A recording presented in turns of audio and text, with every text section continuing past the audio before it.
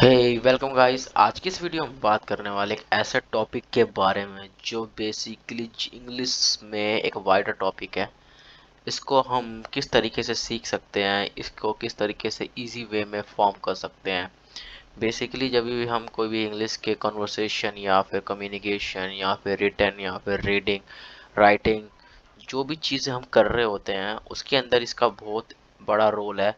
किस तरीके से चीज़ों को, किस तरीके से सेंटेंस फॉर्मिंग होती है, किस तरीके से हम उसके स्ट्रक्चर को पढ़ते हैं, किस तरीके से हम उस जितने भी टॉपिक्स को क्लियर करेंगे इस वीडियो के अंदर। तो आइए शुरू करते हैं। तो इस टॉपिक का हमारा नाम है जिसको हम लोग बोलते हैं टेंस।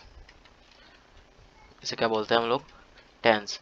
तो टेंस ही हमारा एक ऐसा टॉपिक है जो इंग्लिश के अंदर एक ऐसा टॉपिक, एक सब टॉपिक है जो कि हमें एक इंग्लिश मेकिंग, एक सेंटेंस मेकिंग फॉर्म करने में हमारी हेल्प करता है। तो इस तरीके की वीडियो को आप ज़रूर देखिए। तो आइए शुरू करते हैं। तो कितने तरीके के टेंसेस होते हैं आई होप आप सबको पता होगा। Present tense, past tense and future tense. अब आप, अगर आपको प्रेजेंट टेंस के बारे में आइडिया हो तो उसके अंदर चार टेंसेस ऑलरेडी होते हैं। उसमें होता है present simple, present continuous, present perfect and present perfect continuous. Right. इसी तरीके से पास्ट के अंदर होता है और इसी तरीके से फ्यूचर के अंदर होता है। बस प्रेजेंट की जगह हमें पास्ट एंड फ्यूचर को रख देना होता है। राइट। तो इसके अंदर टेंस के अंदर तीन मेन टेंसेस होते हैं, प्रेजेंट, पास्ट एंड फ्यूचर। उसके अंदर भी हमारे सब टॉपिक होते हैं, वो चार चार होते हैं। तो यानी हमें टोटल 12 टेंसेस को हमें पढ़ना है। बस क्या है, थोड़ा थोड़ा सा डिफरेंस है। अगर आप प्रेजेंट समझ जाएंगे तो पास्ट एंड फ्यूचर को भी आप इजिली समझ सकते हैं। राइट। तो आइए देखते हैं किस तरीके से हमारा सेंटेंस में फॉर्म होता है। तो प्रेजेंट जो प्रेजेंट टेंस के अंदर जो हमारा होता है वो एक पहले देख लेते हैं हम। प्रेजेंट सिंपल, या इसको हम क्या बोलते हैं, present indefinite. Right. Present indefinite tense. ठीक है। तो इसके अंदर हम क्या, कौन कौन सा टॉपिक, किसका स्ट्रक्चर क्या होता है बेसिकली। स्ट्रक्चर, स्ट्रक्चर कैसे फॉर्म होते हैं। स्ट्रक्चर के अंदर हमारा इसमें क्या पहले यूज होता है, सब्जेक्ट। तो जो अभी भी हम सेंटेंस फॉर्म करते हैं तो उसके अंदर ऐसा सब्जेक्ट होता है जो कि हमारे को ये बताता है कि उस काम को कौन कर रहा है। यानी वो सब्जेक्ट है, जो इस काम को कोई कर रहा है, करता है जो उस काम को, वो क्या है, हमारा सब्जेक्ट है। जैसे मैंने बोला मैं आम खाता हूँ, तो क्या है, जो मैं है वो क्या कर रहा है, काम खाने का। तो जो मैं है वो क्या, हमारा क्या हो गया, सब्जेक्ट। राइट। तो इसमें आ गया सब्जेक्ट प्लस में। राइट। अब हम सब्जेक्ट को तो समझ चुके हैं। अब जो हमारा प्लस के साथ जो हमारा किस क्या कर रहे हैं, काम कर रहा है, वो खाने का काम कर रहा है। तो जब हम सब्जेक्ट के साथ जब हम खाने का काम कर रहा है, तो अगर उसके साथ हेल्पिंग वर्ब यूज हो रही है तो हेल्पिंग वर्ब आ जाएगा। अगर यूज नहीं हो रही है तो हमारा जो खाने का काम हो रहा है वो उठकर आ जाएगा। तो यहाँ पर क्या होगा, वर्ब की फर्स्ट फॉर्म प्लस में एस या ई एस। राइट। तो अब मैं एस या एस क्यों बोल रहा हूँ ये मैं आपको अभी जस्ट थोड़ी देर में बताता हूँ। प्लस में ऑब्जेक्ट। अब ऑब्जेक्ट क्या है, जो हमने खाने का काम किया है, मैं क्या खा रहा हूँ, मैंने खाने का काम किया लेकिन मैं क्या कर खा रहा हूँ। तो मैं ऑब्जेक्ट जो है, ऑब्जेक्ट मतलब क्या हो गया, एक तरह का चीज़ हो गया जो हमारे इन्वायरमेंट में आसपास में जितनी भी आप चीज़ें देखते हैं, like cycle, water, road, building, सारे के सारे क्या है, एक ऑब्जेक्ट है। इवन आपके सामने जो एक मनुष्य, ह्यूमन बींग भी खड़ा है, वो भी क्या है, आपका ऑब्जेक्ट है। राइट। तो अब मैं बताता हूँ कि एस या ई एस का यूज़ क्यों हो रहा है। तो एस या ई एस का यूज़ तब होता है जब मैं, ये इसकी एक सेंटेंस मेकिंग फॉर्म कैसे होती है कि हम हिंदी में बोलते हैं कि हम मैं खाता हूँ, तो जहाँ पे ता है, ती है, तो है, ते हैं, ऐसे करके सेंटेंस फॉर्म होते हैं। जैसे मैं खाना खाता हूँ तो क्या हो जाएगा, तो इस तरीके की जगह पे हमारा एस या ई एस यूज़ होता है। इसका भी है तरीका कि एस या ई एस कहाँ कहाँ यूज़ होता है। तो एस या ई एस यूज़ होता है ही, शी, इट एंड नेम। जहाँ जहाँ पर ये चीज़ें आ रही हो, like he, she, it, name, यानी वह लड़की के लिए, इट यानी वह एक निजी वस्तु, या फिर इस उसके लिए नेम यानी किसी भी तरीके से कोई भी नेम हो। याद रखना, दो नेम अगर आएंगे तब एस या एस का यूज़ नहीं होगा, तब वो प्लूरल में काउंट होगा। प्लस में सिंगुलर, सिंगुलर,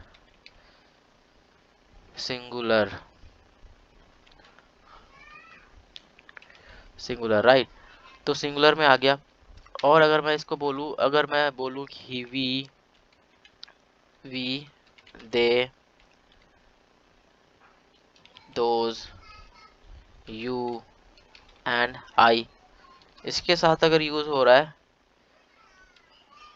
और प्लस में प्लूरल एंड अगर टू नेम यूज हो रहे हैं, टू नेम अगर एक सेंटेंस में आ रहे हैं यूजिंग एंड, मतलब एंड के साथ जैसे राम एंड श्याम, तो वहां पर ऐसे ये इसका यूज बिल्कुल भी नहीं होने वाला। ठीक है, तो आई होप आप समझ में होंगे। जैसे मैं अब आपको बताता हूँ कि एक सेंटेंस बना के दिखाता हूँ। एग्जांपल लेते हैं, एग्जांपल लेते हैं कि देखिए एग्जांपल में मैं जैसे मैंने बोला मैं आम खाता हूँ, तो मैंने बोला आई ईट मैंगो। अब देखो मैंने यहाँ पे क्या बोला हुआ है, मैंगो। आई के साथ क्या आएगा, आई जो हमारा यहाँ पे दिया हुआ है आई, इसके साथ ये जो आई आ रहा है हमारे पास, इसके साथ क्या है, प्लूरल हो, ये वी दे, इसके साथ कुछ भी एस आई एस नहीं आता, वो तो सिर्फ एस आई एस इसके साथ आता है, तो यहाँ पे हमारा नहीं आया। अगर मैं एक और एग्जांपल लूँ जिसमें आता है, जैसे मैंने बोला वह लड़का है, वह लड़का आम खाता है ना, वह आम खाता है, तो मैंने बोला ही ईट्स मैंगो, यानी जो वर्ब की फर्स्ट फॉर्म है उसके साथ मैंने क्या लगा दिया, एस लगा दिया, राइट। ठीक है, तो इस तरीके से हम सेंटेंस को फॉर्म करते हैं, राइट। तो अब इसका नेक्स्ट टॉपिक देखते हैं किस तरीके से। अब हमने क्या देखा आप कि अभी प्रेजेंट सिंपल और इंडेफिनिट, ठीक है, इस तरीके, ये तो इतना तो आपको समझ में आ गया होगा। अब हम देखते हैं प्रेजेंट, प्रेजेंट नहीं करते अभी, अभी हम पास करते हैं, साथ साथ चलते हैं इसके, ठीक है। तो पास्ट सिंपल में, पास्ट सिंपल, पास्ट सिंपल में क्या हो सकता है, पास्ट सिंपल या पास्ट इंडेफिनिट में इसका स्ट्रक्चर क्या हो सकता है।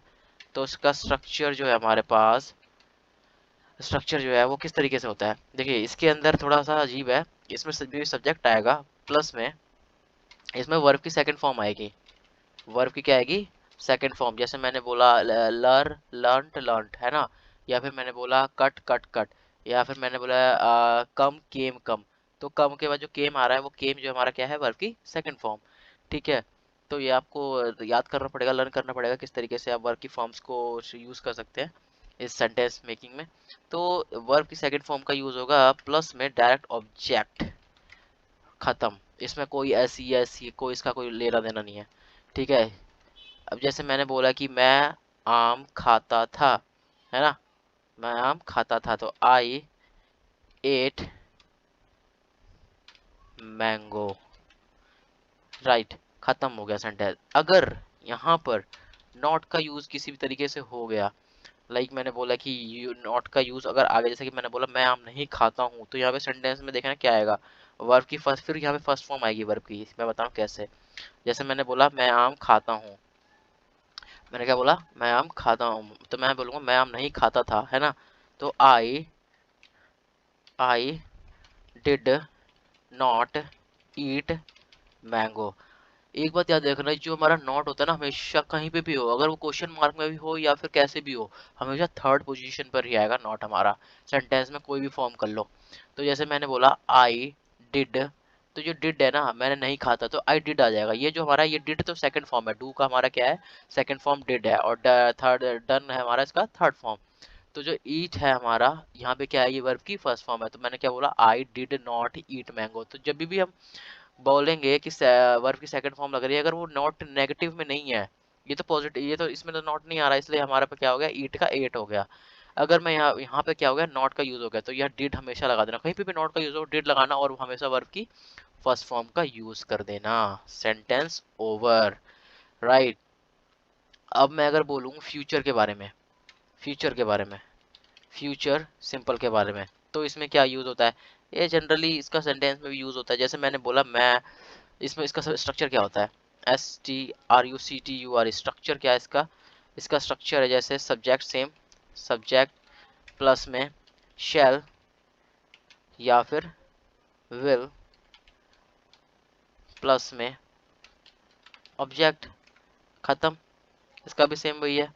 तो इसको किस तरीके से हम यूज कर रहे हैं तो इसका यूज करने के लिए इसमें एक सेंटेंस है, जैसे मैं स्कूल जाऊंगा, तो I will go to the school, right, खत्म। अगर मैंने बोला ही वो स्कूल जाएगी, तो मैंने बोला वह स्कूल जाएगी, तो she will go to CH school. अब आप बोलेंगे सेल का यूज क्यों नहीं कर रहे शी के साथ, तो क्या है, अब विल का मोस्टली यूज हो रहा है, चाहे वो यूज हो सेल में, चाहे वो यूज विल में। तो क्या है कि जो विल होता है ना वो एक डिफाइनाइट एक जोर देकर कोई भी सेंटेंस को बोली हुई चीज़ होती है जो कि डेफिनेट करना ही करना है। तो पहले सेल का यूज़ होता था, अब तो नॉर्मली बेसिकली सेल का शी वी या मतलब सिंगुलर सब्जेक्ट के साथ जो भी मैंने बोला था ऊपर ही शी इट नेम ये जो हमारे पास दिया हुआ है इसके साथ ही हमारा शेल का यूज़ होता है। तो कहीं कहीं पे यूज़ करते हैं जहाँ पे लाइट नहीं यूज़ होता है। तो आई होप आपको ये प्रेजेंट मतलब सिंपल के जितने भी टेंसेस है आपको ये समझ में आए होंगे। आप इसका स्क्रीनशॉट ले सकते हैं, आप इसको रीड कर सकते हैं। इसी तरीके से सेंटेंस मेकिंग होती है। तो आई होप आप समझ गए होंगे। मिलते हैं किसी नेक्स्ट टॉपिक में, इसके नेक्स्ट टॉपिक में मिलेंगे। तो please subscribe to our channel.